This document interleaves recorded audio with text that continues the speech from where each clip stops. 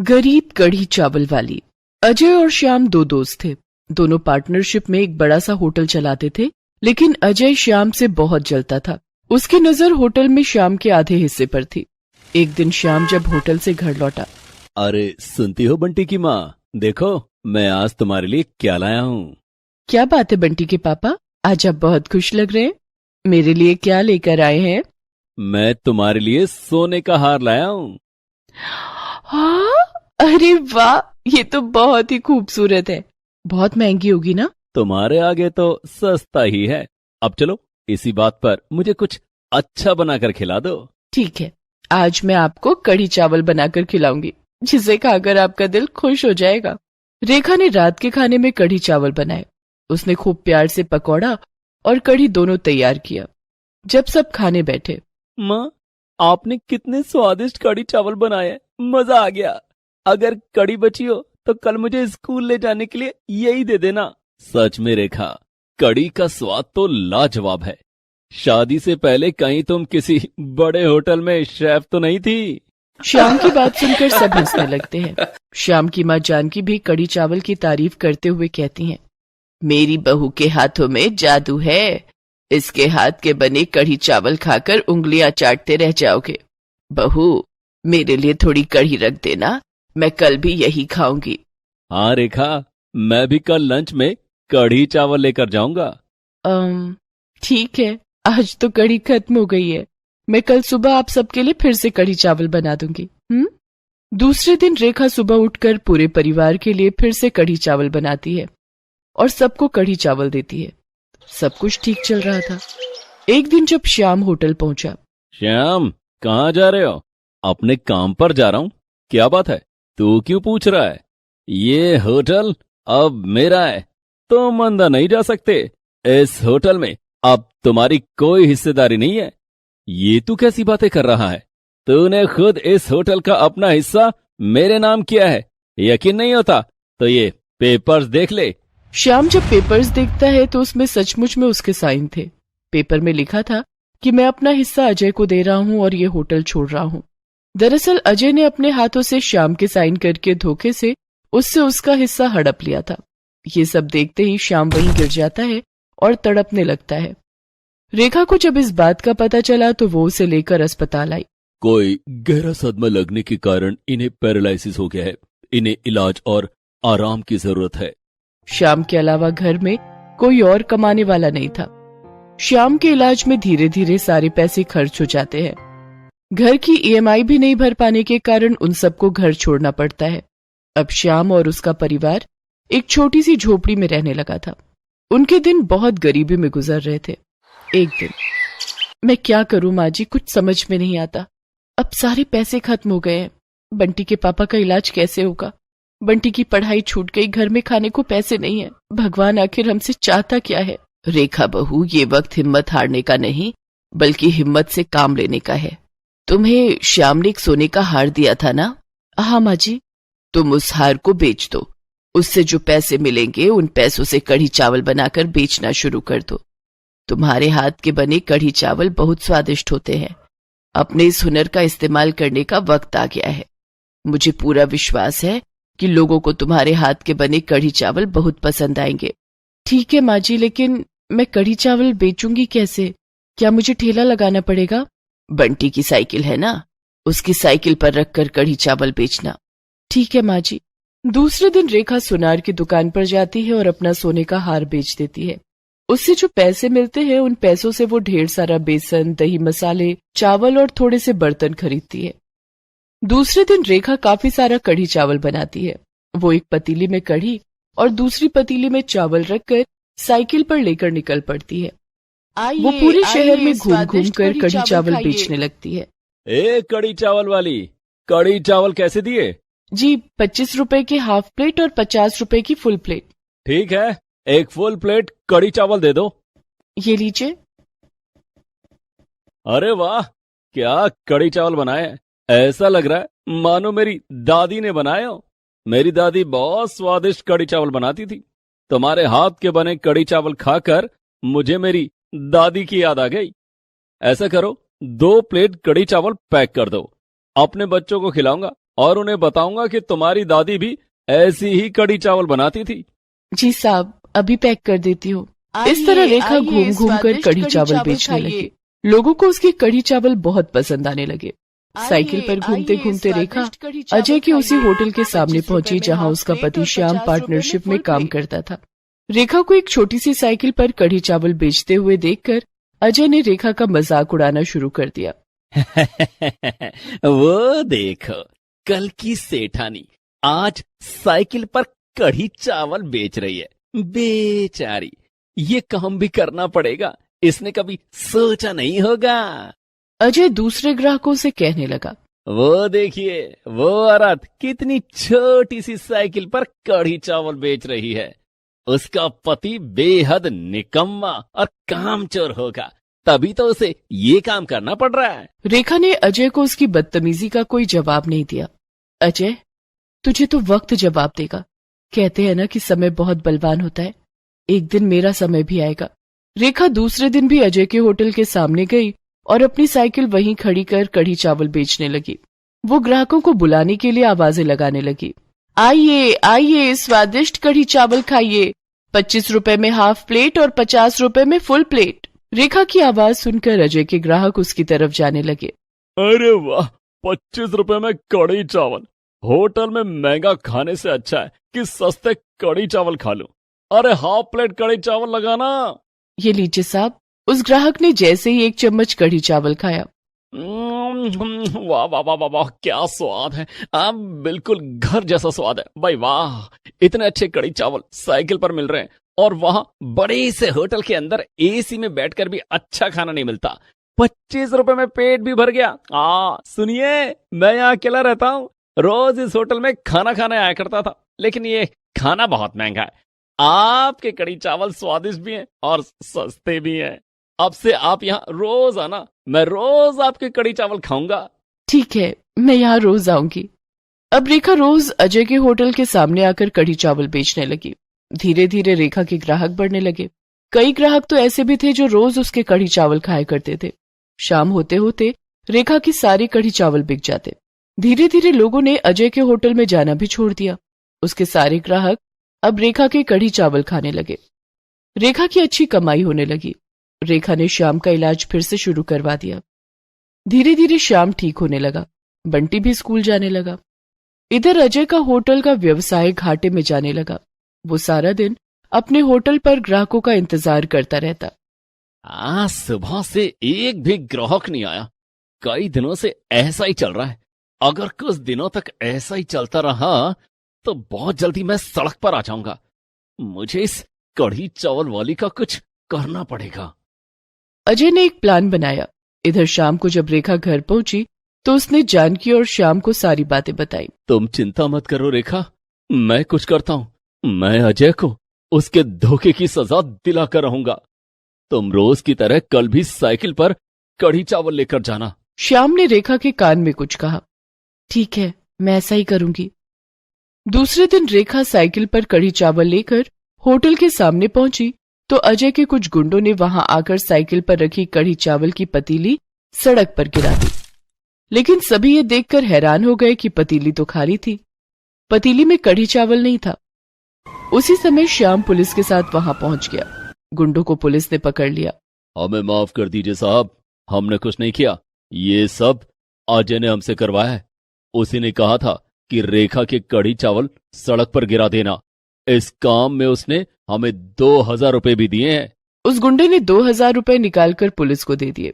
ये सब सुनकर रेखा ने अजय से कहा, मुझे पहले से ही पता था कि तुम मेरे साथ कुछ गलत जरूर करोगे, इसलिए आज मैं खाली पतीली लेकर आई थी। अजय श्याम को अपने सामने देखकर डर गया।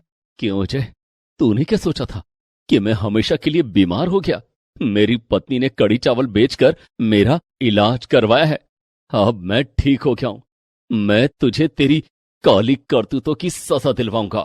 इतने में श्याम के वकील भी होटल के पेपर्स लेकर वहां पहुंच गए। मिस्टर अजय, मिस्टर श्याम ने आपके खिलाफ धोखाधड़ी और फर्जीवाड़े का केस किया है कि किस तरह आपने धोखे से इनका साइन करके इनके हिस्से का आधा होटल हड़प लिया। अब आपसे कोर्ट में मुलाकात होगी। अजय का होटल का कारोबार पहले से ही ठप पड़ा था। अब उसे कोर्ट के चक्कर भी लगाने पड़ रहे थे। उसके पास इतने पैसे नहीं थे कि अपने लिए एक अच्छा वकील कर सके और उसकी फीस दे सके।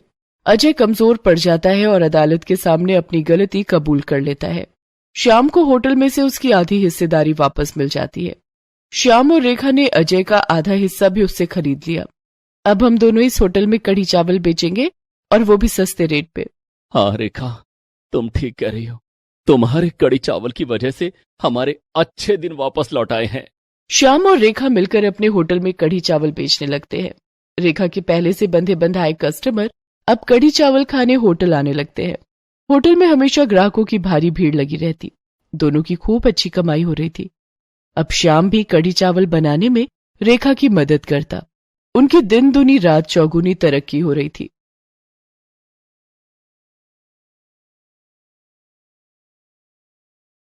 गरीब पकौड़े वाली।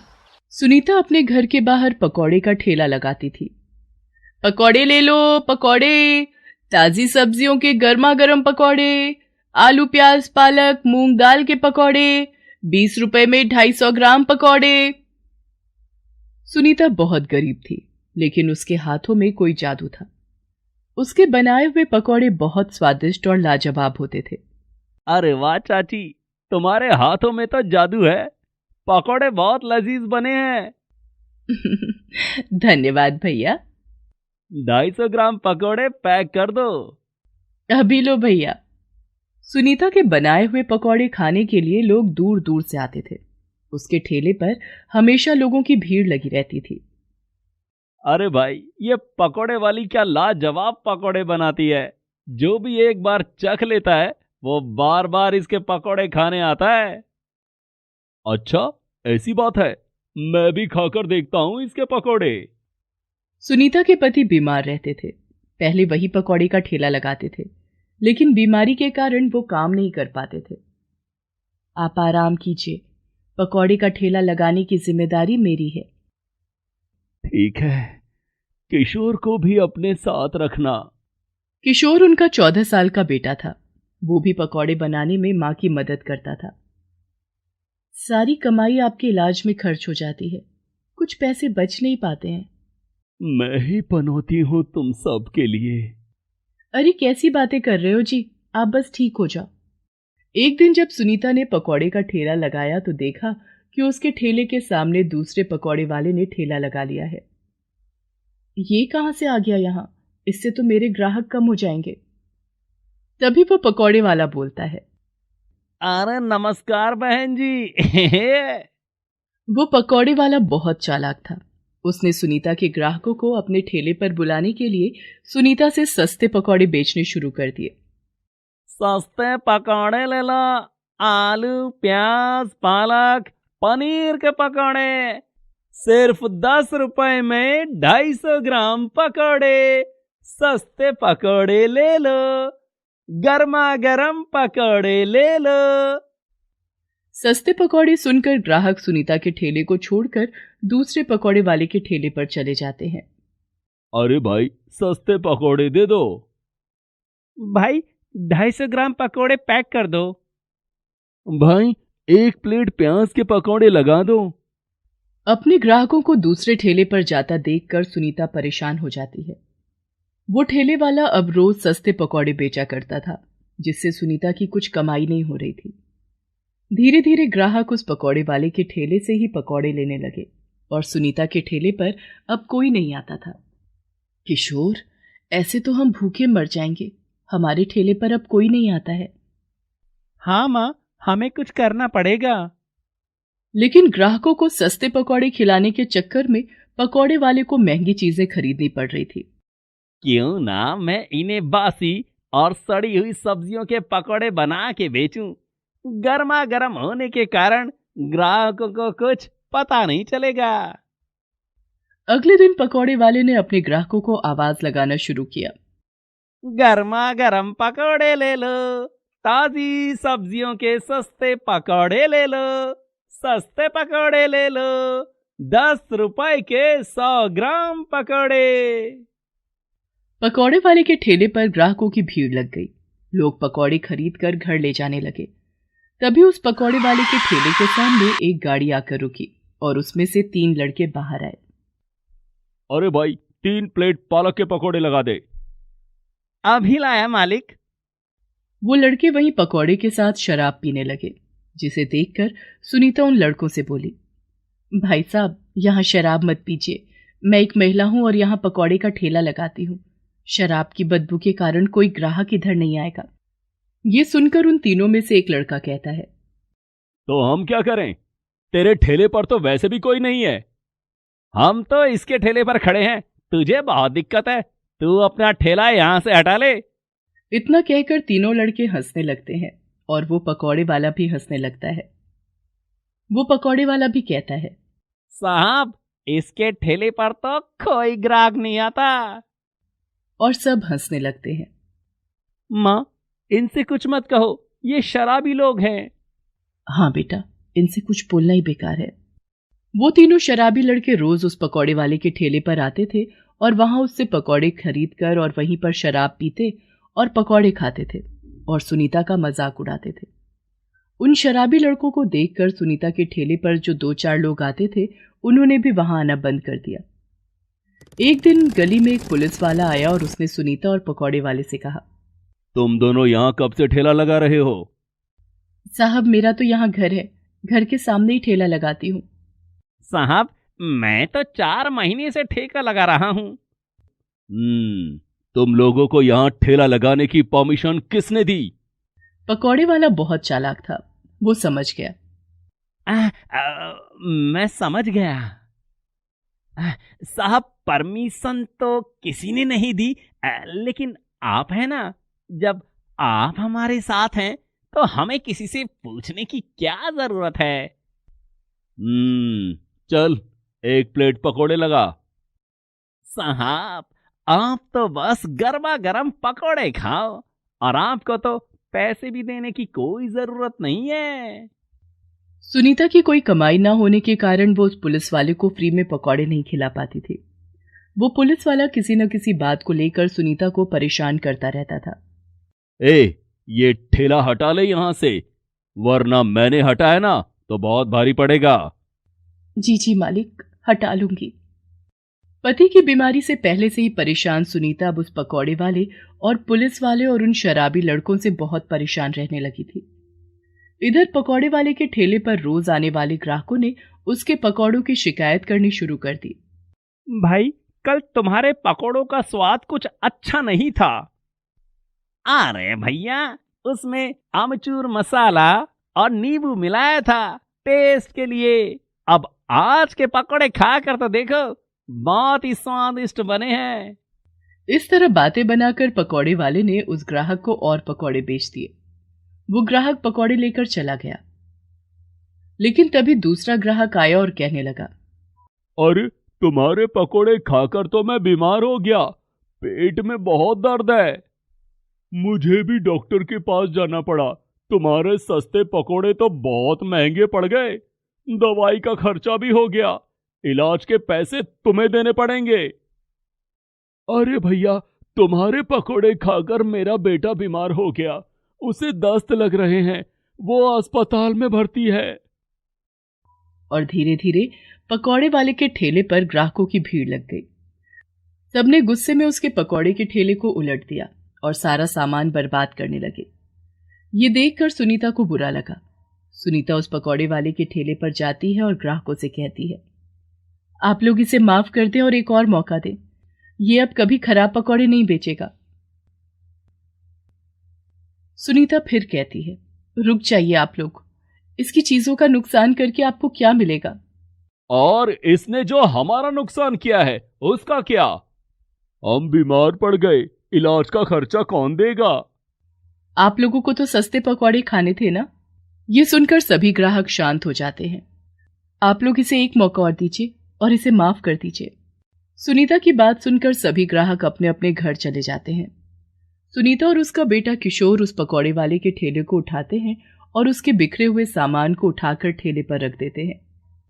सुनीता की दरियादिली देखकर पकौड़े वाला अपनी गलती पर बहुत पछताता है और सुनीता से माफी मांगने लगता है। बहन मुझे माफ कर दो, मैंने तुम्हारे साथ बहुत गलत किया, फिर भी तुमने मेरी मदद की। मैं कितना गलत था। कोई बात नहीं भाई साहब, गलती तो इंसान से ही होती है। बहन, अब हम अलग अलग ठेला नहीं लगाएंगे। अब हम दोनों एक साथ मिलकर ठेला लगाएंगे और हम ताजी और फ्रेश सब्जियों के पकौड़े बनाएंगे। ठीक है भाई साहब। उस दिन के बाद से सुनीता और पकौड़े वाले ने मिलकर पकौड़े का ठेला लगाना शुरू किया और फ्रेश और ताजी सब्जियों के पकौड़े बेचने लगे। अब उनकी दुकान पर पहले की तरह ग्राहक आने लगे थे और दोनों जो कमाते आपस में आधा आधा बांट लेते थे। कुछ दिनों के बाद वो तीनों लड़के पकौड़े वाले के ठेले पर आए और पकौड़े लाने उनके ठेले पर गए। एक लड़के ने सुनीता के बेटे किशोर से कहा, ए लड़के, पकौड़े लगा 3 प्लेट। वे तीनों वहां शराब पीने ही वाले थे कि तभी पकौड़े वाला वहां आया और उनसे बोला, साहब, आप कहीं और जाकर शराब पीजिए, यहाँ शराब पीना मना है और आपको पकौड़े भी नहीं मिलेंगे। हमसे जबान लड़ाता है? तुझे पता है हम कौन है? तभी वहां खड़े दूसरे ग्राहकों ने उन तीनों लड़कों को पीट पीट कर वहां से भगा दिया और उस घूसखोर पुलिस वाले को भी अब फ्री में पकौड़े मिलने बंद हो गए थे। सुनीता के बेटे ने पकौड़ों की होम डिलीवरी भी शुरू कर दी थी। बेटा देख, 2 किलो पालक के पकौड़ों का ऑर्डर आया है, जा डिलीवरी करा। जी माँ, अभी जाता हूँ।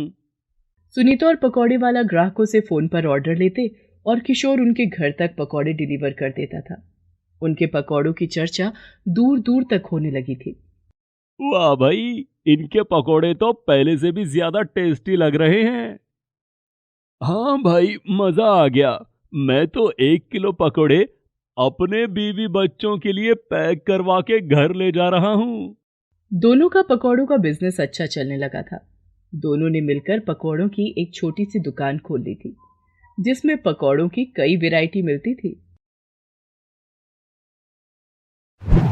Please subscribe this channel.